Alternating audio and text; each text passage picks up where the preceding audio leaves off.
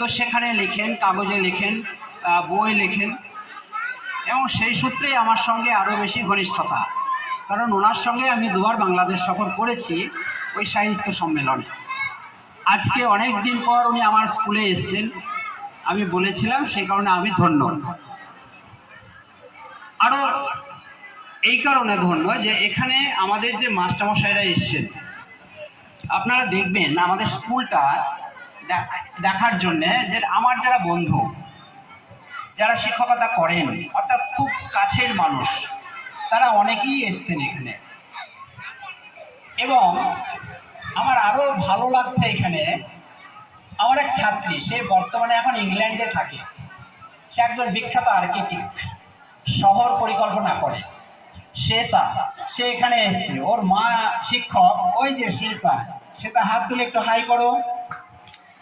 ও আজ গতকালকেই ও লন্ডন থেকে করেছে, দমদমে নেমেছে, আজকে ওর স্যারের স্কুল দেখতে এসেছে। থাকে কিন্তু লন্ডনে, আমাদের চেয়ে অনেক ভালো জায়গা। তো সেই কারণে আমাদের আরো ভালো আছে যে এই যে গ্রামে শহর থেকে এত দূরে আমরা যারা বাস করি, প্রান্তিক এলাকার মানুষ, আমরা এক জায়গায় হয়েছি, আরো এক জায়গায় হয়েছি, মায়েরা হয়েছি। আমার প্রাক্তনী ছাত্রী যারা আছেন, অ্যালুমিনি, তাদের জন্য তো আমার বুক ভরে ওঠে যখন বলি প্রাক্তন ছাত্ররা আছে এখানে। আমার বুক ভরে ওঠে এই কারণে যে ওদেরকে যখন যে কাজটা বলি যে এটা করতে হবে, তো আমাকে নিরাশ করে না, ওরা আসে। কঠিন কাজ, আমরা যারা শিক্ষা নিয়ে কাজ করি, মানুষকে ধারণা তৈরি করা, সৃষ্টি করা, এটা সহজ নয়, খুব কঠিন কাজ, ধৈর্য ধরতে হয়, অনেক পরিকল্পনা করতে হয়, ছটফট করলে হয় না। এখানে মন এবং শরীর এই দুটোকে একটা জায়গায় নিয়ে আসতে হয়। তো সেই চেষ্টা করছেন। আরও আমাদের এই গ্রামের যারা আমার বন্ধু বান্ধব আছেন, প্রাক্তনী আছেন, যারা আপামর সব সময় আমাদের সাহায্য করে, এমন মানুষও আছে। দেখেছেন অনেক সংকটের মধ্যে গেছেন, তামিল স্যার আছেন যে 1942-এর স্কুল, তার মানে কি, তখন বলছিলাম যে ভারতবর্ষ স্বাধীন হয়নি, ইংরেজদের হাতে আমরা পরাধীন। যখন বঙ্কিমচন্দ্র চট্টোপাধ্যায়, দেখবেন আমাদের ওইখানে একটা জীবনী লেখা আছে, বঙ্কিমচন্দ্র চট্টোপাধ্যায় সাহিত্য সম্রাট, তিনি ছিলেন কিন্তু ম্যাজিস্ট্রেট, ইংরেজ আমলের একজন ম্যাজিস্ট্রেট।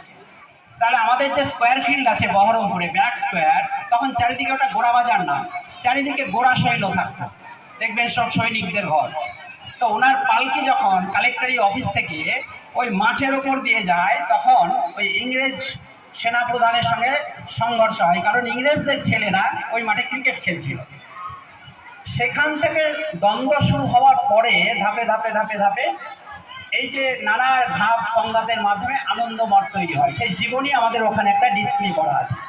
তিনি শেষবেলায় লালগোলা, আমাদের মুর্শিদাবাদ জেলার লালগোলায় যোগেন্দ্র নারায়ণ, রাজা যোগেন্দ্র নারায়ণ, তার স্নেহাচার্যে তার বাড়িতে বসে আনন্দমঠটা তৈরি হলো। সেখানে কি ছিল না, স্বাধীনতা, দেশকে স্বাধীন করার যে সংকল্প।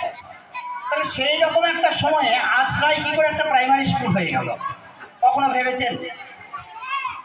যখন একবারে নিষ্ঠুর অত্যাচার চলছে, সেই সময় আজরার বুকে একটা প্রাইমারি স্কুল হয়ে গেল। তাহলে এই স্কুলটা তখন যখন তৈরি হয়েছিল, কিন্তু তার পরবর্তীকালে সেইভাবে এগোলো না কেন, বড় হলো না কেন? তাহলে অতদিনের স্কুল, এই স্কুল তো অন্যরকম চেহারা হওয়ার কথা ছিল। এটা কিন্তু আমাদের ভাবতে হবে। বহুকাল একদম জরাগ্রস্ত হয়ে গেছিল আমাদের স্কুলটা। তাহলে যত তাড়াতাড়ি বৃদ্ধি হওয়ার কথা ছিল হয়নি, অনেক পরে পুষ্টি পেয়েছে, অর্থাৎ প্রথমে রক্তাল্পতায় ভুগেছে। আমাদের অজ্ঞতার জন্যই হয়েছে। আমার বাচ্চারা যারা শিখতে পারছে না, আমার মায়েরা যাদের শরীরে রক্ত নাই, আমার বাচ্চারা যাদের শরীরে রক্ত নাই, কার দোষে নাই? আমাদের দোষে নাই। তো সুতরাং আজকে আপনারা যারা এক জায়গায় হয়েছেন, আমরা মিলিত হয়েছি একটাই কারণে, যারা আগামী দিনের পৃথিবী, আমাদের বাচ্চা কাচ্চা, ওদের আজকের যে প্রশ্ন আজকেই আমাদেরকে উত্তর দিতে হবে। ওদের আজকের যে খিদে, পুষ্টি, অভাব, আজকেই সেটা পূরণ করতে হবে। আজকের যেটা লোহার দরকার, ভিটামিনের দরকার, সেটা যদি কালকে দিই হবে না। তাহলে আজকের চাহিদা ওকে আজকেই দিতে হবে। আর সেটা দিতে গেলে মাস্টারমশাইকে যেমন দরকার, বাবা মাকে দরকার। তাহলে এই যে আমরা মিলন মেলায় মিলিত হয়েছি, বাবা মা মাস্টারমশাই, কারণটাই হচ্ছে যে সামগ্রিক একটা হলিস্টিক ডেভেলপমেন্ট, গোটা বিকাশ ঘটাতে হবে, মানব সম্পদের উন্নত ঘটাতে হবে। এই করতে গিয়ে আমরা কি করেছি, যা কিছু সম্পত্তি, আমি একটা নজরে রাখি যে আজরায় কি কি সম্পত্তি আছে। যে মনে হলো এমন একটা মানুষ আছে যে ভালো সমাজসেবী, মনে হলো এমন একটা মানুষ আছে যে হয়তো লেখাপড়া বেশি করতে পারে না, কিন্তু গাছপালা কাটিং কিভাবে আমি এটাকে করব, পালন করব, বিভিন্ন ভ্যারাইটি তার গাছপালা হারিয়ে যাচ্ছে, ফলের গাছ, সেগুলোকে কি করে রক্ষা করব, সেই ভদ্রলোক চুপচাপ করছে। আমরা তার বাড়িতে গেলাম, যে বললাম আপনি আজকে ক্লাস নিন, নেচার স্টাডি করতে থাকেন। আমরা মাস্টারমশাইরা গেলাম, ছেলেরা গেলাম, ছেলেপেলেরা সবাই, তিনি ক্লাস করলেন, বুঝিয়ে দিলেন। তাহলে উনি গ্রামের সম্পদ, ওনাকে আমরা কাজে লাগালাম। এক টুকরো পাইপ পড়ে আছে, সেটাকে নিয়ে আমরা টিএলএম বানাচ্ছি, বাচ্চাদের শিখন সামগ্রী বানাচ্ছি, একটা খেজুরের প্যাকেট সেখান থেকে বানাচ্ছি। তাহলে যা কিছু সম্পদ আমরা কাজে লাগাবার চেষ্টা করছি।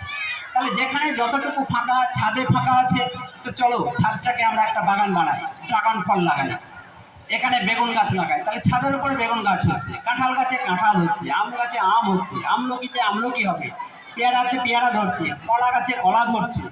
তাহলে পরিবেশটা আমাদের সুন্দর হচ্ছে।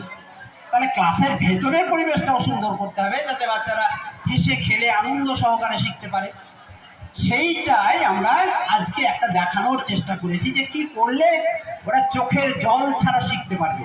তার জন্য আমরা এই জায়গাটা যেটা করেছি, লার্নিং উইদাউট টিয়ার্স। আর আমরা একটা গান তৈরি করেছি, দেখবেন আপনাদের হোয়াটসঅ্যাপে আমরা একটা গান পাঠিয়েছি। আচ্ছা, আমাদের যে এটা, তো এটাকে কেন্দ্র করে আমরা ছড়া লিখেছি, খেলা লিখেছি, গান লিখেছি, আমরা বিভিন্ন যন্ত্রপাতি জিনিসপত্র তৈরি করেছি। একটা বড় বড় গুণ, কি সুন্দর খেলতে খেলতে করে দেবে, দেখবেন ওটা কি না, তো তাঁত বোনে, আমি দেখলাম তাঁত বুনতে বুনতে গুণ অঙ্ক শেখা যায়। হ্যাঁ, তাঁতিরা সুতো ব্যবহার করছে, আমি রাবার ব্যবহার করলাম, ব্যান্ড রাবার। তো এই যে কৌশলগত কারণে ওদের শিখনটা উন্নত হয়, সহজ হয়, বুঝতে পারে, এইটা একটা গবেষণা। এই গবেষণা গবেষক একাই করতে পারে না, যদি না আমার বন্ধু, আমার বাড়ির মা বোনেরা, আমার গার্জিয়ান, এরা হেল্প না করে। আমরা জানি যে এনভায়রনমেন্ট, পরিবেশই হচ্ছে সবকিছুর কি চাবি। তো আমাদের এই এলাকাটায় স্বাভাবিকভাবেই আমরা শিক্ষা সংস্কৃতি নানা দিক থেকে পিছিয়ে আসি। আমরা বুঝতে পারি যখন জেলা লেভেলে নানা কম্পিটিশন হয় প্রশাসনের তরফ থেকে বা বিভিন্ন গণসংগঠনের তরফ থেকে, সেখানে এই এলাকার দৈন্য দশাটা ওখানে প্রকাশিত হয়। সে বিজ্ঞান প্রদর্শনী হতে পারে, সে নাটক, গান বাজনা, কবিতা হতে পারে, সব ক্ষেত্রেই একটা দৈন্যতা প্রকাশ পায়, আমরা সেটা বুঝতে পারি।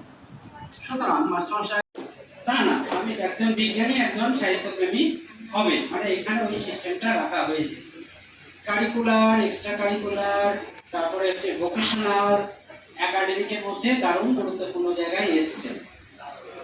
অর্থাৎ শিক্ষাকে নানা বিষয় মাল্টিডিসিপ্লিনারি করা হয়েছে, যাতে এটা হলিস্টিক হয়, মানে সামগ্রিক হয়। আর কি বললাম, এবার আসি লাইট বাট টাইট নিয়ন্ত্রণ ব্যবস্থা।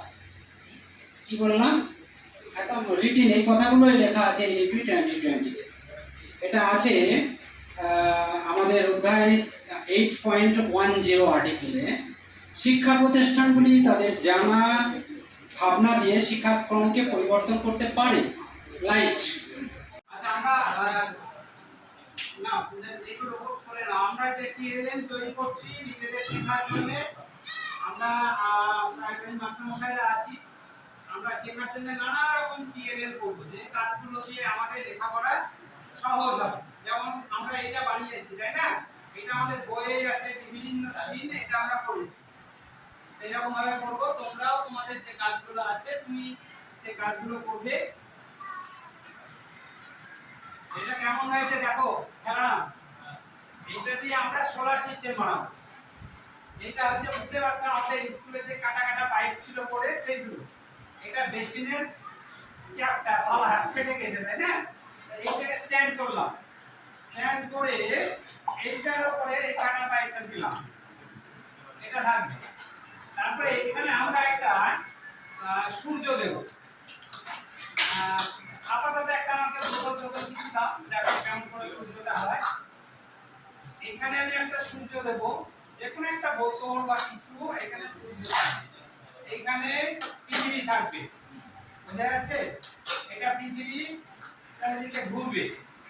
আর এই যে এইখানে আমি একটা পৃথিবী বসাচ্ছি এইখানে, আর এইখানে থাকবে চাঁদ, এইখানে থাকবে চাঁদ, এইখানে আমরা একটা সূর্য বসাবো, দিয়ে কি হবে, এই সূর্যের চারিদিকে পৃথিবী ঘুরবে, তাই না?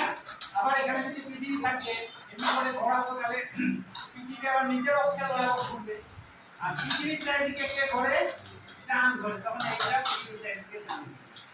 তাহলে কেমন হয়েছে? তাহলে একটা হাততালি তো দেওয়াই যেতে পারে আমরা একদম, হ্যাঁ? এই সব জিনিসগুলো কিন্তু আমাদের স্কুলেরই টুকরো পাইপলাইনে, সেটা দিয়ে আমরা করে নেব। আমাদের বল আছে, বল দিয়ে আমরা পৃথিবী বানাবো, আর গোল একটা প্লাস্টিক দিয়ে আমরা সূর্য বানাবো। ওই জলের গোল 5 লিটারের যে বোতলগুলো হয়, গোল বোতল, খুব সুন্দর একটা লাগবে। সূর্যের চারিদিকে পৃথিবী ঘুরবে, পৃথিবীর চারিদিকে চাঁদ ঘুরবে।